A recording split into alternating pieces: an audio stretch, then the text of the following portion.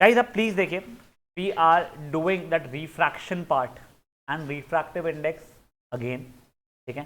Simple part है, हम लोगों को इतना कोई टेंशन की बात नहीं है, बट ध्यान दीजिएगा, कोई क्वेरी होगी तो पूछ लीजिएगा। फाइन। सबसे पहले रिफ्रैक्शन का मतलब क्या होता है बेटा, जब लाइट एक ट्रांसपेरेंट मीडियम से दूसरे ट्रांसपेरेंट मीडियम के अंदर घुसती है। अब मैं ट्रांसपेरेंट इसलिए बोल रहा हूँ, अगर ट्रांसपेरेंट दूसरा मीडियम नहीं होगा तो वो अंदर नहीं घुसेगी, रादर रिफ्लेक्ट हो जाएगी। ठीक है, मिरर में सबसे अच्छे से रिफ्लेक्ट होती थी, बचे हुए इसमें भी रिफ्लेक्ट होती है। यानी अगर मैं दीवार पे मारूंगा लाइट तो भी रिफ्लेक्ट होगी, पर वो बहुत कम अमाउंट ऑफ लाइट रिफ्लेक्ट हो पाती है, प्लस वो लॉज ऑफ रिफ्लेक्शन बहुत अच्छे से चलते नहीं है। ठीक है, तो एक ट्रांसपेरेंट मीडियम से जब दूसरे ट्रांसपेरेंट मीडियम में लाइट जाती है तो उसकी स्पीड चेंज हो जाती है, वो बढ़ भी सकती है घट भी सकती है। तो क्यों हो जाती है मत सोचो, हो जाती है क्योंकि स्पीड चेंज हो जाती है, उस कारण से लाइट में बेंडिंग आना शुरू होता है। क्यों आता है बेंडिंग, ये वैसे अपन लोगों ने पहले देखा था जब हम लोगों ने पूरा डेप्थ में पढ़ा था, पर अभी के लिए ओमिट करते वो चीज आप लोगों को नहीं है। ठीक है, वापस सुनो, जब लाइट एक ट्रांसपेरेंट मीडियम से दूसरे ट्रांसपेरेंट मीडियम में आती है तो उसकी स्पीड चेंज हो जाती है, जिस कारण से उसमें बेंडिंग आना शुरू होती है। ठीक है, ये बेंडिंग जो हो रही है उसे हम लोग क्या बोलते हैं, रिफ्रैक्शन बोलते हैं। ठीक है, एक बार यहाँ पर अब एक और चीज, यहाँ पे एक और मैंने ऑब्लिकली यूज नहीं किया, अभी वो बता रहा हूं मैं। अब देखो, अगर आपको लाइट को बेंड करवाने की इच्छा है ना, तो आप लोगों को क्या करना पड़ेगा बेटा, ये जो आई है लाइट आपकी, ये टेढ़ी लानी पड़ेगी सरफेस से। अगर आप परपेंडिकुलर लाओगे तो बेंडिंग नहीं होगी। ठीक है, ये मान लो कोई मीडियम ए है, ये मीडियम बी है, ये लाइट या तो ऐसी बेंड हो जाएगी या ऐसी बेंड हो जाएगी, ये सेम पाथ पे नहीं जाएगी अगर स्पीड अलग अलग है तो। बट ये जो लाल वाली लाइट है वो जैसी आई है वो वैसी की वैसी चल जाएगी। दोनों केसेस में, ये एक्स केस मान लो या वाई केस मान लो, एक्स केस में भी स्पीड चेंज हुई है, वाई केस में भी स्पीड चेंज हुई है, बट एक्स केस में ही बेंडिंग होगी, वाई केस में बेंडिंग नहीं होती। तो क्यों नहीं होती है बेंडिंग, आप लोगों को अगेन मैंने जब वो समझा रहा था तब बताया था, अभी के लिए आप रट लो। ठीक है, तो इसके लिए जब लाइट टेढ़ी मतलब ऑब्लिकली एक ट्रांसपेरेंट मीडियम से दूसरे ट्रांसपेरेंट मीडियम में जाती है तो उसमें स्पीड में चेंज आता है, जिस कारण से उसमें बेंडिंग आता है, जिसे हम लोग बोलते हैं रिफ्रैक्शन। ठीक है, अब देखो, जो मीडियम में स्पीड ज्यादा होती है, अरे मैं ध्यान दो बेटा, जहां पे मीडियम में स्पीड ज्यादा है उसे अपन लोग बोलते हैं रेयरर, जहां पे कम है उसे अपन लोग बोलते हैं डेंसर। समझा यहाँ तक क्या हुआ है, पक्का। अब ये चीज समझ लो, सबसे रेयर मीडियम वैसे वैक्यूम, क्या है, वैक्यूम, वहां पे स्पीड ऑफ लाइट सबसे ज्यादा होती है, जो कि है 3 × 10⁸ मीटर पर सेकेंड। ठीक है, एयर में नियरली से थोड़ी सी कम होती है, but upon approximately same use कर लेते हैं। ठीक है, सबसे रेयर मीडियम कौन सा हो गया हमारा, वैक्यूम। ठीक है ना, आप गलती से एयर लिख दोगे तो शायद से एक्सेप्टेबल रहेगा, एमसीक्यू क्वेश्चन आया, वहां पे एयर भी अवेलेबल है और वैक्यूम भी अवेलेबल है, तब क्या टिक करोगे, सिर्फ वैक्यूम है, बचे हुए कुछ 3 रैंडम में तो क्या एयर है, बचे 3 रैंडम में कुछ तो क्या एयर। ठीक है ना, यहाँ तक ठीक है। अब देखो, वैसे ये कॉन्ट्रोवर्शियल क्वेश्चन बन जाएगा, ट्रू और फॉल्स, कहते हैं air is the most rare medium, वैसे देखा है तो फॉल्स होना इसका आंसर। बट वो ऐसा है कि वो बहस करने के लिए टीचर ने बोल दी कि नहीं वहां पे भी इतनी होती है, जो गलत बोल रही है वो। ठीक है, तो वैसे ट्रू एंड फॉल्स में नहीं पूछेगा, बोर्ड्स में, स्कूल में पूछ लिए तुम झगड़ वगड़ सकते हो उसमें। ठीक है, तो स्कूल वाले भी पागल, जिनको पता होता है। अब देखो, ये रेयर और डेंस या रेयर और डेंसर हम क्यों पढ़ रहे हैं, क्योंकि अगर मान लो लाइट रेयरर से डेंसर में जाती है तो ये कहां पे नॉर्मल बेंड करने वाली है, ये टूवर्ड्स नॉर्मल। सर ये इसका मतलब क्या हुआ बताता हूं, और यही उल्टा, डेंसर से रेयरर में अगर जाएगी तो ये बेंड करेगी अवे फ्रॉम नॉर्मल। इसका मतलब क्या हुआ है, तो देखो, मेरी कोई लाइट ऐसी टेढ़ी आई थी पहले तो, ठीक है, अब ये मैंने डॉटेड लाइन बनाया, अगर मान लो, ठीक है ना, ये मेरा रेयरर मीडियम है, ये मेरा डेंसर मीडियम है, तो डॉटेड लाइंस जो मैंने बनाई थी वो कौन सी है, मेरी नॉर्मल है, तो ये टूवर्ड्स नॉर्मल है, जो ये ऐसा जाना चाहिए था पाथ थ्रू, जो ये ऐसा जाना चाहिए था, वैसा जाने की जगह पे वो टूवर्ड्स नॉर्मल बेंड हो जाएगा। कितना बेंड होगा मुझे नहीं पता है। ठीक है, अब यही चीज अगर मान लो वो आते रहती कुछ डेंसर से रेयरर, तो वो होती थी अवे फ्रॉम नॉर्मल बेंड, ठीक है। वो कितना बेंड होगी वो चीज हमें रिफ्रैक्टिव इंडेक्स बताने वाला है, एक्सटेंट ऑफ बेंडिंग, बट अभी उस पर हम लोग आएंगे थोड़ी देर बाद। याद है कि आपको लाइफ में बढ़िया आपने,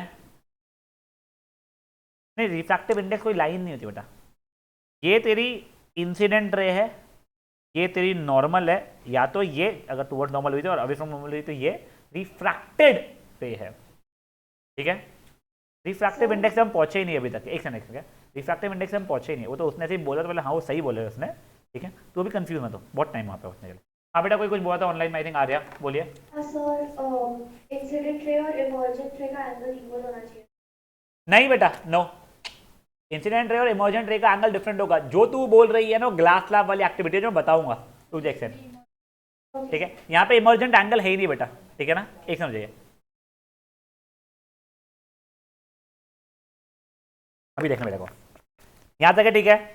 अब बेटा देखो एक एक्टिविटी में बता रहा हूँ, वो चीज़ समझिए प्लीज। एक मैंने रेक्टेंगुलर ग्लास स्लैब लिया, ये आपको स्कूल में शायद से करवाया जाए, एक पट्टा रहता है पाटा जैसा, उसे वाइट पेपर रखते हैं, ठीक है, उसके ऊपर एक glass slab, rectangular glass slab रख देते हैं, उसे पेंसिल से बाउंड्री बना लेते हैं। फिर हम लोग एक साइड पे आके ये दो, वो होती है ना जब बोर्ड पेंस जो होती है, वो दो बोर्ड पेंस लगाते हैं, ऑब्लिकली रहे। फिर आपको पता है आप इस साइड पे आओ, अब देखो वो जो है समझिए ऐसा है ग्लास स्लैब ऐसा, ठीक है। तो यहाँ से झाँको, पहले यहाँ पे पिन लगाए, अब यहाँ से झाँको और कोशिश करो दो पिन और लगाने की, सच दैट ये चारों पिन आपको यहाँ से झाँकने पे लगेगी सेम है, ठीक है। तब आप जब लगाते हो तो कुछ ये ऐसी लग जाती है, ठीक है। अब आपको आता है पिन भी निकाल लो, ये ग्लास स्लैब है उसको भी निकाल लो, और लाइन ये दोनों पिन्स को ज्वाइन करो बोलता हूँ, ठीक है। ये दोनों पिन्स को ज्वाइन करो, ठीक है। फिर ये दोनों लाइनों को भी ज्वाइन कर, ये दोनों पॉइंट्स को भी ज्वाइन कर लो। देखा जाए तो लाइट स्ट्रेट लाइन में ट्रैवल ही नहीं की, वैसे लाइट हमारी स्ट्रेट लाइन में ट्रैवल करती पता है, बट देखो यहाँ पे स्ट्रेट लाइन होती है जो ऐसी आगे बढ़ी होती है, वैसी थोड़ी बढ़ी है। ऐसा क्यों हुआ सर, हमने अब भी देखा है रिफ्रैक्शन कारण। ये था मेरा एयर, ये था मेरा ग्लास, ठीक है। मैं अभी के लिए यहाँ पे नॉर्मल बना रहा हूँ, ठीक है। तो देखो जब मेरी लाइट रेयरर से डेंसर में गई थी तो टूवर्ड्स नॉर्मल बेंड हुई थी, इसको मैं एंगल ऑफ इंसिडेंस बोल रहा हूँ, ये मेरा एंगल ऑफ रिफ्रैक्शन है, ठीक है। अब जब मेरी वापस से लाइट इमर्ज हुई है तो ग्लास से एयर में गई है, मतलब डेंसर रेयर, तो वो जो लाइट थी वो अवे फ्रॉम नॉर्मल, देखो ये जो ऐसी जानी चाहिए थी वो अवे फ्रॉम नॉर्मल बेंड हो गई है, वो लाल वाली लाइन मेरी, समझा। तो पहले रेयर से डेंसर, फिर डेंसर से रेयर हुआ है। अब देखो बोलने के लिए मैं इसको भी एंगल आर ही बोल रहा हूँ, और ये क्योंकि इमर्ज हुई है इसको बोलने के लिए मैं एंगल ई बोल रहा हूँ, ठीक है। ये मेरा इंसिडेंट रे है यहाँ पे, ये मेरा रिफ्रैक्टेड रे है, और ये बाहर निकला है ये मेरा इमर्जेंट रे है, बस नाम दिया हुआ मैंने, ठीक है। इमर्ज निकली, ये इंसिडेंट रे आई जो टकराई, ये रिफ्रैक्ट हुई और ये बाहर निकल गई, ये नॉर्मल है, ठीक है। यहां तक कोई इशू किसी को? ये आर है बेटा, ये भी आर है मेरा, दोनों को आर आर बोल रहा हूँ, ये आई है ये ई है, फेयर लिया। अब प्लीज आगे देखिए बेटा, प्लीज आगे देखिए, यहाँ पे हम लोग कुछ चीजें अगर ऑब्जर्व करेंगे, देखो ये प्रूफ करना कि ये एंगल और ये एंगल इक्वल है बहुत बड़ी बात नहीं है, क्यों? तो देखो ये दोनों मेरे पैरेलल थे, उस पर मैंने परपेंडिकुलर्स बनाए थे तो वो भी पैरेलल हो गए, तो ये ऑल्टरनेटिव इंटीरियर एंगल से कारण ये दोनों इक्वल हो गए। तुमको प्रूफ है नहीं, मैं तुमको समझा रहा हूँ, ठीक है। तो वो दोनों तो इक्वल है, बट बढ़िया बात ये है कि वहाँ पे ये एंगल और ये एंगल मेरा इक्वल है, तुमको प्रूफ करने के लिए आ नहीं रहा है तो बता रहा हूँ। यहाँ पे जो आ रहा है तो पूछ रही थी बेटा इंसिडेंट एंगल और इमर्जेंट एंगल मेरा इक्वल है, तो क्यों है इक्वल? एक्चुअल में क्या हुआ ना, तुम्हारी लाइट दो बार बेंड हुई है, एक बार टूवर्ड्स नॉर्मल बेंड हुई है, एक बार अवे फ्रॉम नॉर्मल बेंड हुई। और बढ़िया बात यह है जितना टूवर्ड्स नॉर्मल बेंड हुई थी एग्जैक्टली उतना ही अवे फ्रॉम नॉर्मल बेंड हुई है। इसका मतलब क्या, मैं सिर्फ एक रैंडम डेटा यूज कर रहा हूं। मान लो एंगल ऑफ इंसिडेंस मेरा 60 डिग्री था, मैंने बोल दिया कि वो 15 डिग्री टूवर्ड्स नॉर्मल बेंड हुई थी, ये वाला एंगल मेरा 45 डिग्री हो जाएगा, वो 45 तो मेरा प्रूफ आ चुका है दोनों इक्वल है, तो ये भी 45 हो जाएगा। अब अगर पहले 15 टूवर्ड्स हुई थी, जब 15 अवे होगी तो फिर से ये 60 डिग्री हो गया। तो बेसिकली क्या होता है ना, हमारी जो हमारी रे ऑफ लाइट थी वो बेंडिंग दो बार की, एक बार टूवर्ड्स नॉर्मल, एक बार अवे फ्रॉम नॉर्मल, बट जो भी बेंडिंग हो वो इक्वल हुआ है और अपोजिट डायरेक्शन में हुआ है, इसीलिए ये दोनों एंगल्स इक्वल है। और साथ ही साथ में उससे ज़्यादा इंपॉर्टेंट क्वेश्चन ये है कि जब मैं एक्चुअल में ना, सॉरी, ये जो इंसिडेंट रे थी उसको अगर एक्सटेंड किया होता, अगर मान लो एक्सटेंड किया होता, तो ये चीज़ और ये चीज़ मेरी पैरेलल आ रही है, मतलब मेरे इंसिडेंट रे को एक्सटेंड किया है और इमर्जेंट रे को मैं देख रहा हूँ, मतलब ये दोनों लाइनों को देख रहा हूँ, तो ये दोनों पैरेलल हो रही है। ये उसका आंसर था, क्यों पैरेलल हो रही है, क्योंकि मेरी इंसिडेंट रे दो बार बेंड हुई थी, वो बेंडिंग इक्वल और अपोजिट थी। Since the ray had bending equal and opposite, hence the emergent ray was parallel to extended incident. समझा आप लोगों को ये चीज क्या हुई है? अब इनफैक्ट ये दोनों लाइनों के बीच का जो डिस्टेंस है, इस डिस्टेंस को कहते हैं लैटरल डिस्प्लेसमेंट। तुम सोचो ना, जो लाइन ऐसी जा रही थी, तुमने धक्का देकर शायद उसको थोड़ा नीचे कर दिया, मैं लैटरली इसको डिस्प्लेस कर दिया कि अब ऐसी चल जाए।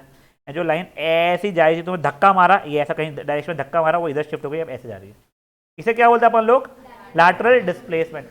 It is the distance between the extended incident ray and the emergent रे। ठीक है, ये हो गया। अब ये जो डिस्टेंस है ये दो चीज़ों के ऊपर डिपेंड करता है। एक तो आपने क्या एंगल ऑफ इंसिडेंस चूज किया है उसके ऊपर, अगर आपका एंगल ऑफ इंसिडेंस बढ़ेगा तो लैटरल डिस्प्लेसमेंट भी बढ़ेगा। और दूसरा thickness of glass slab. Thickness of glass slab का मतलब देखो, अब ये अगर है ना ग्लास स्लैब, जहाँ से लाइट ऐसी जा रही है मेरी, तो मेरा थिकनेस ये मोटापा नहीं हुआ एक्चुअली में, वो ये हो जाता है। ठीक है ना, तो this acts like thickness of glass slab. वो भी थिक होना शुरू होगा, ज़्यादा बड़ा होगा इन्हें, तो लैटरल डिस्प्लेसमेंट बढ़ना शुरू हो जाएगा। इनफैक्ट एक और चीज़ है जिस पर डिपेंड करती है, तो इसका खुद का ग्लास स्लैब का रिफ्रैक्टिव इंडेक्स। ठीक है, अगर वो भी बढ़ेगा तो भी बेंडिंग बढ़ेगी। तो जितना मुझे आइडिया, मुझे एकदम से याद नहीं, शायद से एनसीईआरटी में पॉइंट नहीं दिया हुआ है। अगर आपको पूछा जाए तो ज़रूर से एक ये वाला पॉइंट और ये वाला पॉइंट लिख देना, खुजली रही तो आप लोग refractive index of glass slab भी लिख सकते हैं। यहाँ तक कि किसी को कोई इशू है? नहीं। हमने लॉज ऑफ रिफ्लेक्शन पढ़े थे, दो लॉज थे कि angle of incidence and angle of reflection equal है। वो लॉ तो यहाँ पे चलने नहीं वाले, यहाँ पे रिफ्लेक्शन हो ही नहीं रहा है, यहाँ पे रिफ्रैक्शन हो रहा है, और दोनों के दोनों इक्वल है भी नहीं। ठीक है ना, तो पहला लॉ हम लोगों का वो वाला नहीं रहेगा।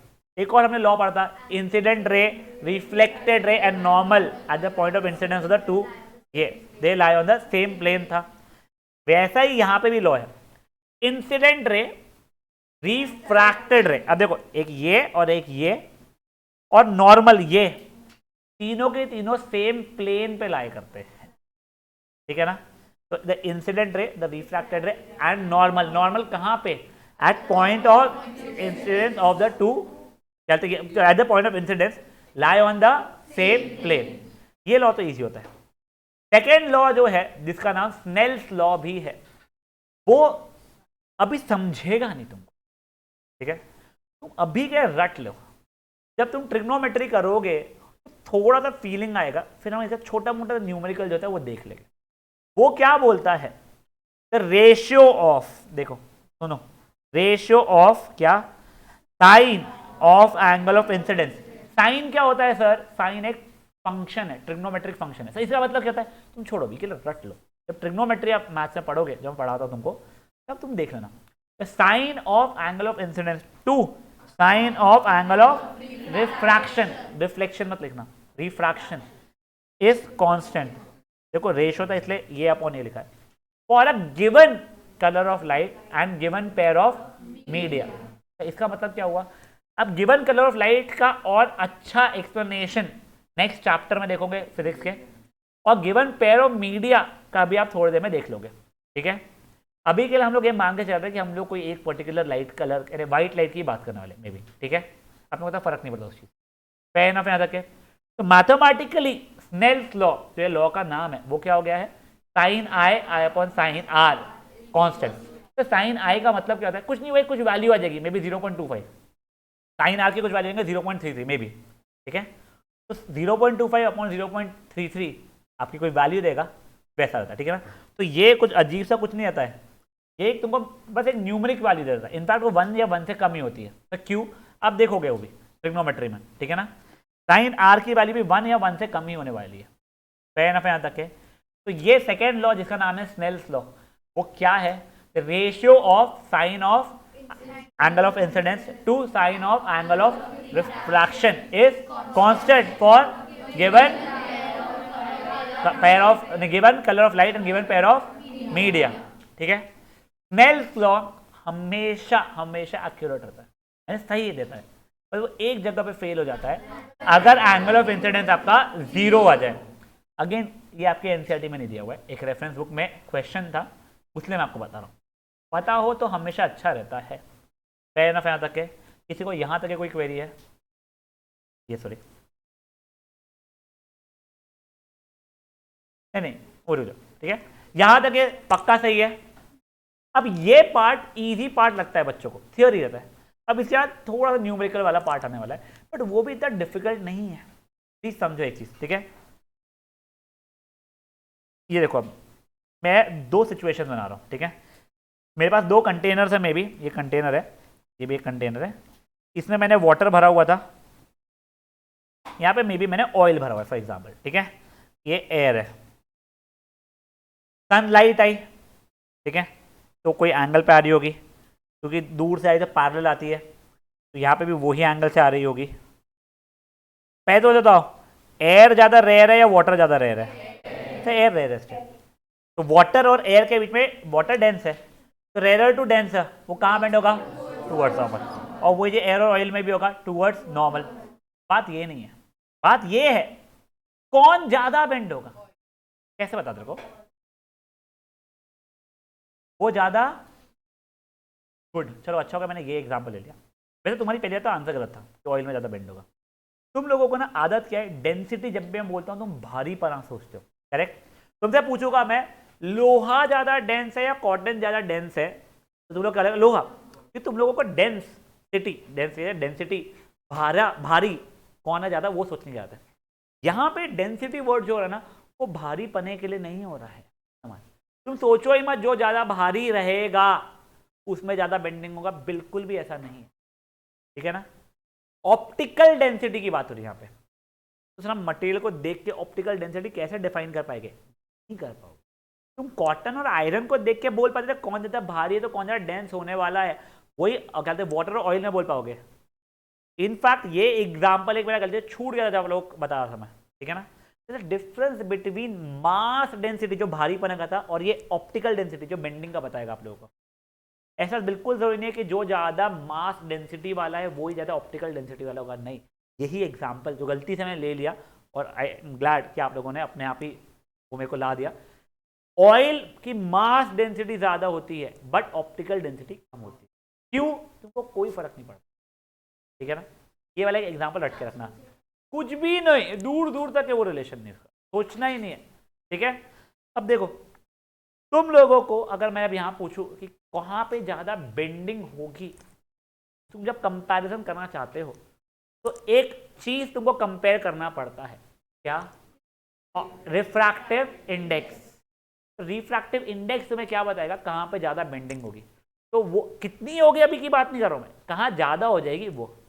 रिफ्रैक्टिव इंडेक्स बेसिकली आपको क्या बताता है? Extent of bending. तो अगर मान लो इसकी रिफ्रैक्टिव इंडेक्स 1.33 है, इसकी रिफ्रैक्टिव इंडेक्स 1.25 है, डेटा सही नहीं है, ठीक है ना, जो भी है, ठीक है ना। 1.45 नहीं होगी, 25 भी नहीं, मैं तो रैंडम लिया है, मेरे को पता नहीं, जो भी हो नेवर माइंड। तो मुझे बताओ किसकी रिफ्रैक्टिव इंडेक्स ज़्यादा है? वाटर की ज़्यादा है, तो वहाँ पे ज़्यादा बेंडिंग होने वाली है। जैसे रिफ्रैक्टिव इंडेक्स बढ़ेगा वैसे वैसे बेंडिंग बढ़ेगी, ठीक है ना। ये समझा आप लोगों को। तो हम लोग रिफ्रैक्टिव इंडेक्स क्यों निकालते हैं समझ में आ रहा है आप लोगों को?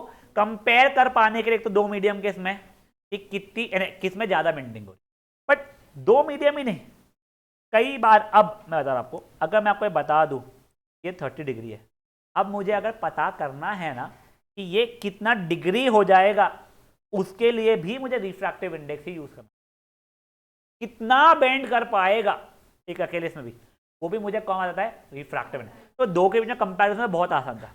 अब ये निकालना आप लोगों को अभी नहीं है, उसके लिए आप लोगों को ट्रिग्नोमेट्री करना पड़ेगा। उसके बाद में आप लोगों को ट्रिग्नोमेट्री में कुछ 4-5 एंगल्स का ही पता होता है, आप जैसे 11th-12th में आते हो आपको फिर इनफाइनाइट एंगल्स का आप निकाल सकते हो, एक टेबल जैसा होता है, वो टेबल में पलटो ढूंढो, रटना नहीं पड़ता उसको, ठीक है। तो वो चीज़ों पे अभी हम नहीं जा रहे। तो देखो ये सब चीज़ें ना, ये याद रखो, sine I by sine R constant. अगर मैं कह रहा हूँ अगर मुझे ट्रिग्नोमेट्री का इतना नॉलेज है कि मेरे को कोई भी एंगल तो मैं इसकी वैल्यू और इसकी वैल्यू निकाल दूँ, फिर डिवाइड कर दूँ, ये जो कांस्टेंट की जो वैल्यू आएगी वो मुझे बताएगी रिफ्रैक्टिव इंडेक्स की वैल्यू। बट मैंने क्या बोला, अगर मुझे नॉलेज है तो। है कि अपने को नॉलेज इतना नहीं, तो अभी के लिए अपन लोग ये वाले फॉर्मूले से रिफ्रैक्टिव इंडेक्स नहीं निकालने वाले, ठीक है ना। ये होता है, ये वैल्यू देती है आपको, काई की वैल्यू देती है, रिफ्रैक्टिव इंडेक्स की वैल्यू देती है, बट अभी हम लोग को रिफ्रैक्टिव इंडेक्स की वैल्यू इससे नहीं निकाल पाएंगे, कि हमें ट्रिग्नोमेट्री इतना आता ही नहीं है, ज़्यादा 10th में एंड तक के हम लोग नहीं निकाल पाएंगे, हमें बहुत छोटा सा ट्रिग्नोमेट्री आता है, ठीक है। अगर एंगल सिर्फ और सिर्फ 0 डिग्री जो कि अलाउड ही नहीं है, 30 डिग्री, 45 डिग्री या 60 डिग्री या 90 डिग्री जो अगेन अलाउड नहीं है, ये 3 में से ये एंगल रहे, आई वाला भी और आर वाला भी, वही हम निकाल पाएंगे, बच्चे तो निकाल ही नहीं पाएंगे। बच्चे तो इनफाइनाइट अलग अलग वैल्यूज ना, 22.8 डिग्री भूल गए तुम यहाँ पे, तुम नहीं निकाल पाओगे। 14.25 डिग्री आ गया, नहीं निकाल पाओगे। तो 21 डिग्री आ गया क्यूट नंबर, तो भी नहीं निकाल पाओगे। तो 30, 45, 60 के लिए, इसलिए अभी इस फॉर्मूला के ऊपर अभी अपन वरी नहीं करते। ट्रिग्नोमेट्री सीखने के बाद में ये 3 के लिए एटलीस्ट देख लेंगे अपन लोग, ठीक है। तो दूसरा फॉर्मूला क्या है रिफ्रैक्टिव इंडेक्स का निकालने के लिए, तो प्लीज समझिए। मेरी जब लाइट एक ट्रांसपेरेंट मीडियम से दूसरे ट्रांसपेरेंट मीडियम में आ रही है, एकांश पूरा ध्यान से हो यहाँ पे, ठीक है, ये यहाँ से आई और यहाँ पे गई, मुझे नहीं पता towards normal away from normal, I am really not bothered अभी उस, ठीक है ना। यहाँ पे अगर स्पीड है vx, स्पीड वो वेलोसिटी वगैरह था ना लास्ट टाइम, इसलिए v से डिनोट कर रहा हूँ, ठीक है। यहाँ पे कुछ है vy, ये मीडियम x है, ये y, ठीक है। तो रिफ्रैक्टिव इंडेक्स की वैल्यू हो जाएगी जहाँ से आई है वहाँ पे स्पीड अपॉन जहाँ पे गई है वहाँ पे स्पीड, ठीक है, यहाँ तक है। अब रिफ्रैक्टिव इंडेक्स को आर आई से डिनोट नहीं करते हैं, हम उसे डिनोट करते हैं एन से। किससे करते हैं हम डिनोट से? एन से, ठीक है। ये हो गया रिफ्रैक्टिव इंडेक्स। अब देखो रिफ्रैक्टिव इंडेक्स भी ना दो अलग अलग मीडियम्स का हमेशा अलग अलग रहेगा। मतलब मान लो मैंने एयर से वाटर निकाला है और एक बार निकाला है एयर से ऑयल, तो मैं एन लिखने की जगह पे उसे और अच्छा बनाना चाहूँ, जिससे मैं वहां पे पढ़ के समझ लूँ कि क्या बोल रहा है। तो यहाँ पे मैं क्या लिखूंगा वाई एक्स, यहाँ पे उल्टा चलता है, ठीक है। जहां से आई है वहां पे स्पीड अपॉन जहां पे गई है वहां की स्पीड हो, तो ठीक है पापल का, बट ये हमारा उल्टा चलता है। इसको पढ़ते कैसे आप समझो, refractive index of medium y with respect to medium x, समझे चीज क्या हुई है। फिर ये फॉर्मूला लग जाता है। ये अगर मैं लिख दूंगा मान लो n 1 2 रहेगा refractive speed N 2 upon speed N 1, समझ में आ रहा है। मतलब 2 से आई थी 1 में गई। अब तो स्पीड कैसे निकालेंगे हम कोई मीडियम में लाइट की, तो नहीं है तुमको दिया हुआ रहेगा डेटा, ठीक है। ये मीडियम में इतना है, ये मीडियम में इतना है, बताओ। तो फॉर एग्जाम्पल ऐसे ही क्या, ऐसे ये डेटा पॉसिबल नहीं है, मैं दे रहा हूँ। यहाँ पे कुछ 8 मीटर पर सेकेंड है फॉर एग्जाम्पल, यहाँ पे कुछ 2 मीटर पर सेकेंड है, पॉसिबल नहीं बट मान लो, ठीक है। तो बताओ इसका रिफ्रैक्टिव इंडेक्स कितना हुआ। तो सर देखो N Y X is V X upon V Y which is 8 upon 2, ये मीटर पर सेकेंड था, ये भी मीटर पर सेकेंड है, आंसर क्या 4। आगे क्या मीटर पर सेकेंड नहीं लगेगा, ये मीटर पर सेकेंड कट जाएगा। ये रेशियो था सेम तरीकों की चीज़ों का, तो ऊपर भी मीटर पर सेकेंड था, नीचे भी मीटर पर सेकेंड है, तो मीटर पर सेकेंड कट गया, तो सिर्फ और सिर्फ ये 4 बच गया। समझा ये चीज़ आप लोगों को। तो आगे कोई ऐसा यूनिट नहीं लगता है हमारा, कोई भी यूनिट नहीं लगता। यहाँ तक सब कुछ ठीक है, पूछे तो अपन आएंगे उन चीज़ों। यहाँ तक है कोई भी कुछ भी छोटा मोटा इशू पक्का। अब आगे थोड़ा सा प्लीज क्या होता है ना, मेजरली एकांश, मेजरली हमारी लाइट एयर से आती है और कोई ट्रांसपेरेंट मीडियम में जाती है। तो हम लोग कोशिश करते हैं कि हर मीडियम का जिससे हम लोग कंपेयर कर पाए, ज़्यादा रिफ्रैक्टिव इंडेक्स है कहाँ पे ज़्यादा बेंडिंग होगा, उसको एक ही से कंपेयर करेगा तो अच्छा होगा। या देखो मैं जैसे एग्जाम्पल दे रहा हूँ, मैंने बोल दिया था एयर से ग्लास का रिफ्रैक्टिव इंडेक्स 1.33 है और डायमंड से ऑयल का कुछ तो भी 2.18 है कुछ तो। मैं पूछा किससे ज़्यादा रिफ्रैक्टिव इंडेक्स है, तुम देख के भले 2.18 बोलोगे बट वो गलत चीज़ बोल रहे हो तुम लोग। क्यों? अभी तुम सेम चीज़ से कंपेयर करो ना। फॉर एग्जांपल मैंने बोल दिया कि हिमानी के मार्क्स ज़्यादा है शिवानी से फॉर एग्जांपल, ठीक है, और मे बी अदिति के मार्क्स ज़्यादा है शिफाली से, कुछ तो भी पता नहीं, ये शिवानी और शिफाली है, ठीक है। अब मुझे बताओ हिमानी ज़्यादा है या अदिति ज़्यादा है, कंपेयर कर पाओगे क्या? नहीं।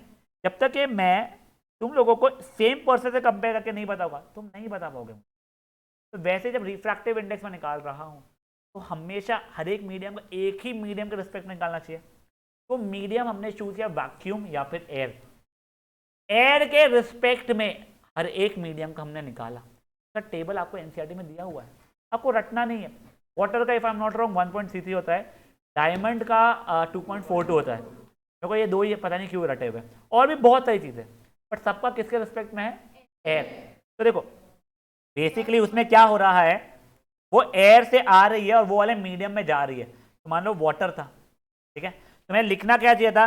एन वाटर और आगे एयर भी लिखना चाहिए था, बट नहीं, अगर मैं सिर्फ एन वाटर लिखा है, ये अपने आप अज्यूम्ड रहता है कि आप किसके रिस्पेक्ट में निकाल रहे हो? एयर के, ठीक है।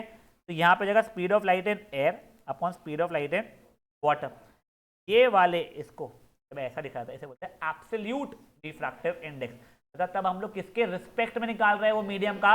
एयर। इसका देखो refractive index water with respect to air. समझा ये चीजें क्या हुई आप लोगों को? ये रोकड़े बोलो।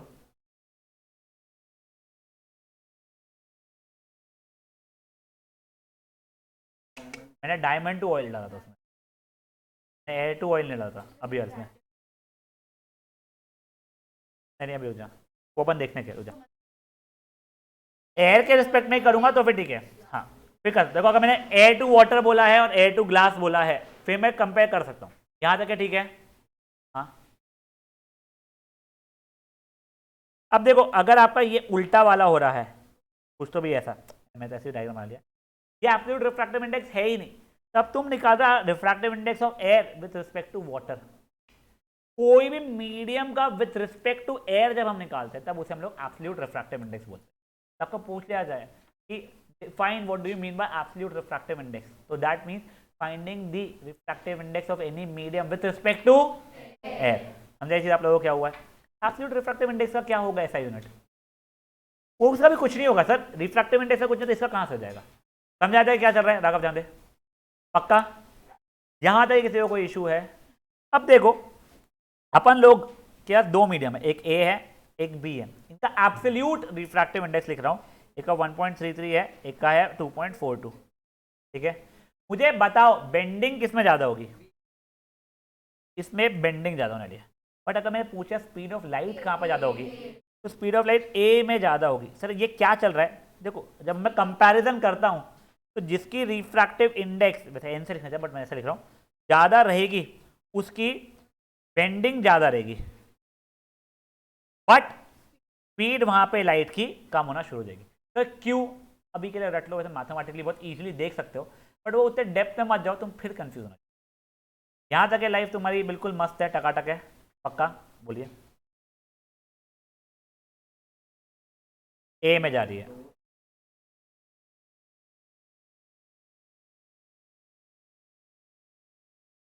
स्पीड ऑफ लाइट यस, पर बेंडिंग वहां पे कम है। हाँ गाइस अब ध्यान दीजिए, यहां तक किसी को कोई इश्यूज है? पक्का। अब अपन लोग बेसिक कुछ न्यूमेरिकल से फाइन, तो सिंपल वाले। अब देखो मुझे पता है यहाँ पे मेजरली बच्चों को रट गया है speed of light in air या वैक्यूम कितना होता है 3 × 10⁸ मीटर पर सेकेंड। वैसे रटा हुआ होना भी चाहिए, ठीक है। स्कूलों में मोस्टली वो देता नहीं है, कई बार दे भी देता है, बोर्ड में मोस्टली दे देता है वो, ठीक है। बट अगर नहीं दिया हुआ रहा और आप लोगों के पास में कोई तरीका नहीं है एयर या वैक्यूम में स्पीड निकालने का तो आप डायरेक्टली यूज कर सकते हो। तो आप क्या बोल रहे हो आपको थोड़ी देर में समझ में आ जाएगा। टूवर्ड्स नॉर्मली होगी बेटा, एयर से अगर कहीं पे भी जा रहा है तो ऑब्वियसली टूवर्ड्स नॉर्मली होगी।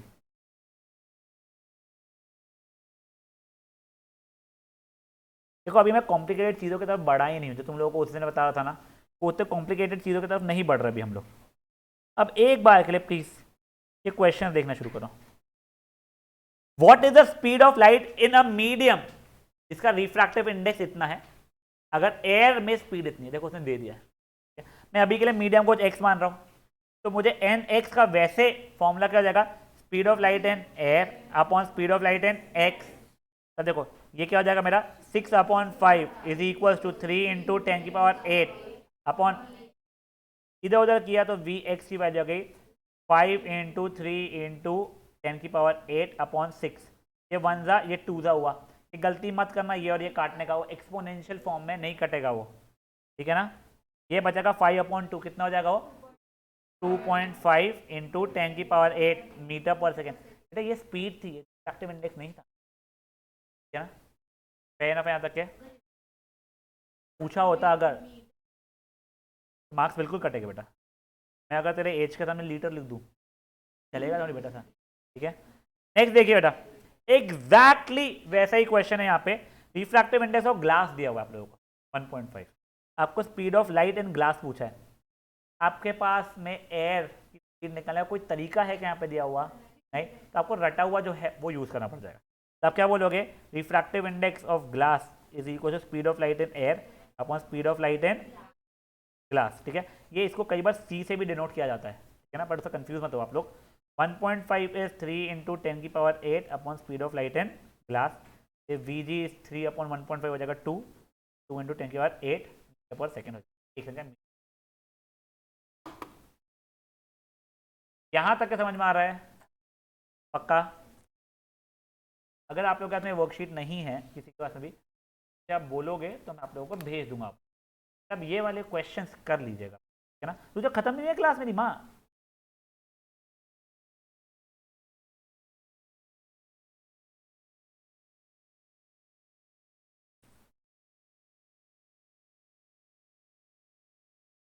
Speed of light in air जो होता है ना, उसे कई बार सी से भी डिनोट किया जाता है। तेरे ऊपर है, पूरा इंग्लिश में लिख दे speed of light in air, वो भी चल जाएगा। हाँ गाइस प्लीज शांत, गाइस प्लीज कॉन्सेंट्रेशन लूज मत करो प्लीज बेटा। डूबे नहीं आई है, एक समझ जाओ, आ जाओ का जान दो, फिर हम लोग कंटिन्यू करेंगे प्लीज। तुम लोग क्वेश्चन नंबर 3, 4, 5 तीनों पढ़ो, बहुत फुद्दू से बेटा, प्लीज आप पढ़ के रख लो उसको तब तक एक बार।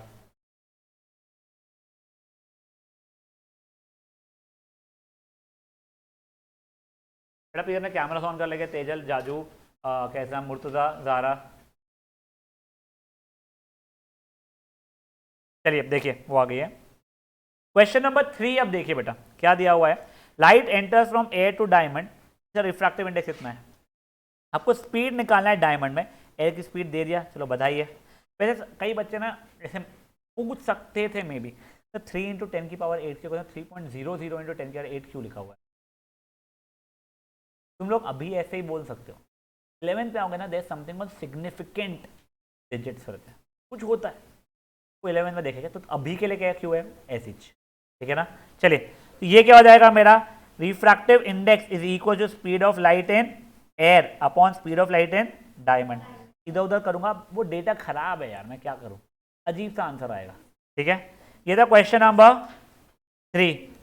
फोर्थ क्वेश्चन देखिए, speed of light in water इतना दिया हुआ है, speed of light in vacuum या एयर इतना दिया हुआ है। अब उसने आपसे रिफ्रैक्टिव इंडेक्स ऑफ वाटर पूछा है। Sir refractive index of water किसके रिस्पेक्ट में, अरे एब्सोल्यूट रिफ्रैक्टिव इंडेक्स हो गया sir with respect to air. वैसे यहाँ पे वैक्यूम बोलना चाहिए तुम लोगों ने, वैक्यूम बोल लिखा हुआ है। तो ये क्या हो जाएगा sir, refractive index of water is speed of light in vacuum upon speed of light in water. 10⁸ cut जाएगा, हाँ लिख सकते हो, ठीक है। ये हो गया 3/2.25, 300/225, फिर वो 4/3 हो रहा है if I am not wrong, यानी 1.33 आपका आंसर आना शुरू हो जाएगा। कोई यूनिट नहीं रहेगा उसके आगे प्लीज, ठीक है। क्वेश्चन नंबर 5 अब देखिए, the speed of light in substance x इतना दिया हुआ है और speed of light in air इतना दिया हुआ है। तुमको अगेन उसने रिफ्रैक्टिव इंडेक्स बोला है, refractive index in X of X with respect to air 3 into 10⁸, 1.25 into 10⁸, ये कटा, जो भी आंसर आएगा उससे। फेयर एनफ है, यस। वहां से आ रही है, तू जिसके रिस्पेक्ट में लिख रही है, तू ये क्या क्या लिखा है, दिस टू दैट नहीं। तो अगर air X with respect to air निकाल रही है ना, याद तो एन एक्स वाई था, मतलब X with respect to Y. हाँ अब N X with respect to air लिख रही है, तो तेरा ऊपर हमेशा एयर ही आएगा यहाँ पे, ठीक है। अब देखो एक दो चीजें, ये न्यूमेरिकल से एक बार रुक जाओ। एब्सोल्यूट रिफ्रैक्टिव इंडेक्स में हमेशा ऊपर speed of light in air आने वाली है अपॉन स्पीड ऑफ लाइट इन कोई भी मीडियम। हमेशा डिनोमिनेटर यहाँ पे छोटा रहने वाला है, तो एब्सोल्यूट रिफ्रैक्टिव इंडेक्स 1 से हमेशा बड़ा रहेगा। It is not possible absolute refractive index 1 से कम हो जाए। कभी ऐसा लिखा हुआ आ जाए, ट्रू और फॉल्स स्टेटमेंट आपको है कि the absolute refractive index of some material x is 0.82, true या false? False. It can not be less than 1। पहली चीज ये। दूसरी चीज, अभी अगर मैं आपको बताऊं कि absolute refractive index of water is 1.33, इसका मतलब क्या हुआ? विद रिस्पेक्ट टू ए तो ठीक है, वो तो सही है। इसका मतलब इंग्लिश में या मैथमेटिकली से इंग्लिश में मैं कन्वर्ट करता हूं तो ये होता है speed of light in air is 1.33 times speed of light in water. तो मतलब अगर वाटर में स्पीड ऑफ लाइट कुछ x थी तो एयर में कितनी हो जाएगी? 1.33 टाइम्स x हो जाएगी। ठीक है, यही मैं बोल दूं एब्सोल्यूट रिफ्रैक्टिव इंडेक्स या refractive index of diamond is 2.42, इसका मतलब क्या हुआ?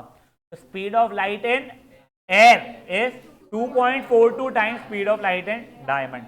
ये क्यों बता रहे हो? ये डायरेक्टली क्वेश्चन तुमको एनसीईआरटी में भी है, 1 मार्क का एग्जाम में पूछने के चांसेस। ठीक है, यहां तक के हम लोगों ने थ्योरी देख लिया है, बेसिक क्वेश्चंस देख लिया, यहाँ पे डायरेक्टली फॉर्मूला डालो करो वाला। अब अपन लोग क्या देखने वाले ना, आपको air with water, air with glass जैसा कोई सिचुएशन आने वाला है जहाँ पे आप लोगों को कुछ कुछ चीज़ें अननोन रहेगी और कुछ कुछ चीज़ें नोन रहेगी। आपको हर एक चीज़ जो अननोन है निकालनी पड़ेगी, तो आप लोग एक फॉर्मूला से दूसरे फॉर्मूला को रिलेट कर पाओगे। ये चीज़ें अपन लोग नेक्स्ट सेशन में देखेंगे। बट एक समझिए प्लीज़, अगर जेन्युइनली आप लोग चाहते हो कि नेक्स्ट सेशन का समझ में आए तो ये रिकॉर्डिंग में डाल रहा हूँ, जिनको जो भी छोटा मोटा इशू होगा एक तो वो प्लीज़ देख लेना, और साथ में प्लीज़ वो 5 क्वेश्चन एक और बार सॉल्व कर लेना। ठीक है, कल मैं डिस्कस नहीं करूँगा, ठीक है ना? एक मिनट बैठ जाओ, एक मिनट बैठ जाओ।